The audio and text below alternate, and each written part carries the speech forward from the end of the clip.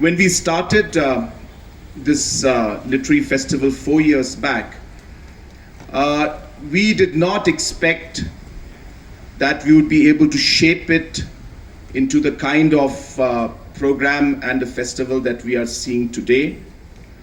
And really, I must once again congratulate the team which is behind making this festival what it is. And a lot of hard work has gone into making this at this grand level. But I can definitely assure you that this is just the beginning. And we intend to make this into a much bigger festival, as well as ensuring that this becomes an event not just at the national level, but also at the international level. Just a few thoughts that we have been talking about the literary festival, and it has got many aspects to it. It starts, of course, with the fact that it allows our writers to come together to provide them a platform. And for many years, though Shillong had the talent and the people here had the talent and the interest and more importantly the passion to write, but somehow the platform was not provided to them.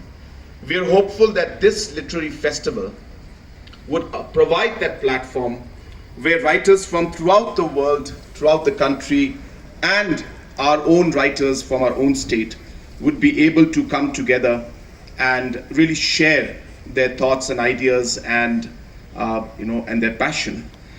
Another important aspect of having this literary festival is really to generate the interest of reading and ensuring that people write. And that's why we want students to be here. And it's not just about college students, it's about even young children, because the habits and the practice starts very early.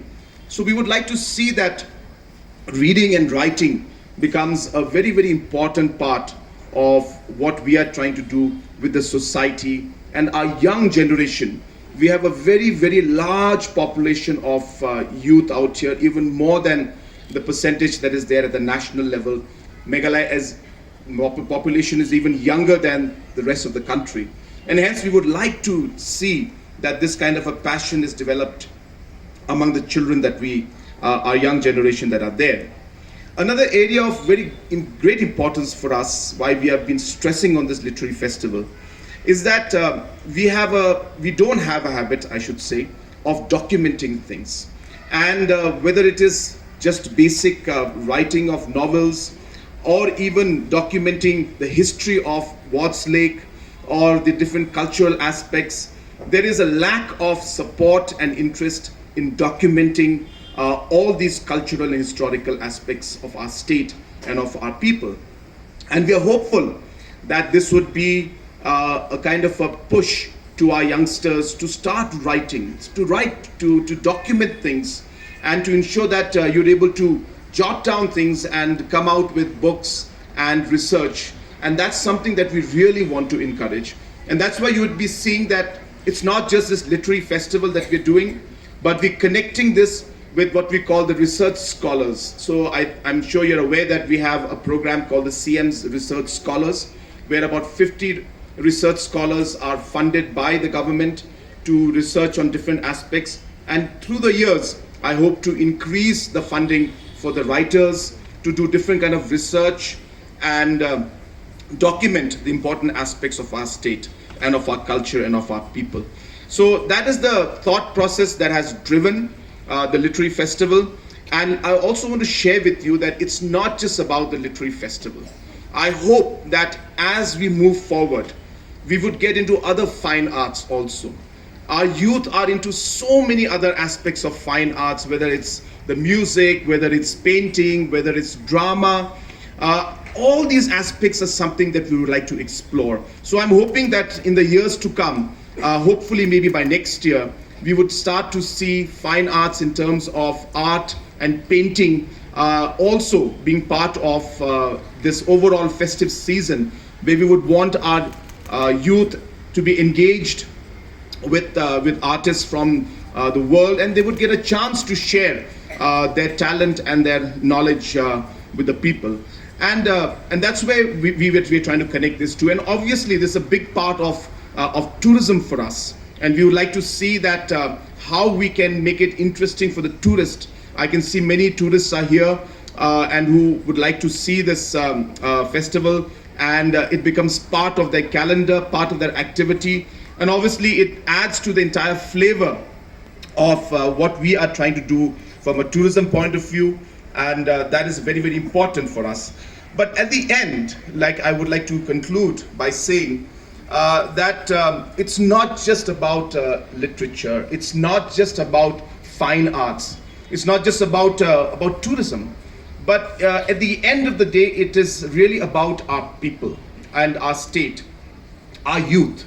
And therefore, I want to leave you with this thought that the idea of bringing all of this together is really to allow our youth to engage, our population to engage, and to be able to really click on those passions that they have. Our children are into music, but in the many years in the past, there were no programs to support them to be able to, take out their musical talent. I remember, I was also a kind of a struggling musician, I may use the word, and I really used to enjoy, playing the guitar and singing songs. We made a band, and I was about 15 years old, 16 years old, and we really used to wish that we could play in, some beautiful location for the tourist, or be playing in a cafe like we used to see in different movies and videos. And that really was something that I really wished and hoped that I would have been able to do when I was, in my teens. And as Wari has just mentioned, that those experiences that I went through, those moments that I went through, have shaped me to think and be able to provide that platform which I did not have when I was 15, 16. Because I wish I could express my different ideas and thoughts and songwriting, or even making music. We made music. We actually wrote songs, but we didn't have the music studios to record, and obviously there was no platform for us to share with it. But without going into all those details, my point being that when we came into government, when we all came into government, one of my thoughts was that, look, we need to give our youngsters that opportunity. And therefore, we started a program called the Meghalaya Grassroots Music Program. And today, thousands of artists are being paid to perform in places like Watts Lake, tourist locations, cafes, and all these areas. And as I said, the larger picture of what we are trying to do here is really to be able to see that our youth are able to follow that passion, that the youth are able to be constructive in what they do.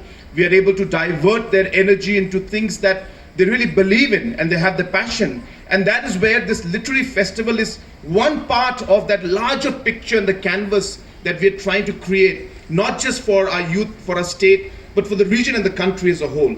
We would like to see our youth being very productive in what they do, so that they're able to follow the passion, the challenge, the desire that they have. And I'm hoping that this literary festival, the music events that we have, the fine arts and the painting programs that we will have next year, all the different MGMP programs, all the different sports programs will allow our youth to engage with really what they desire to do. And that's really the larger picture of what we're trying to do out here. It's not about just one festival.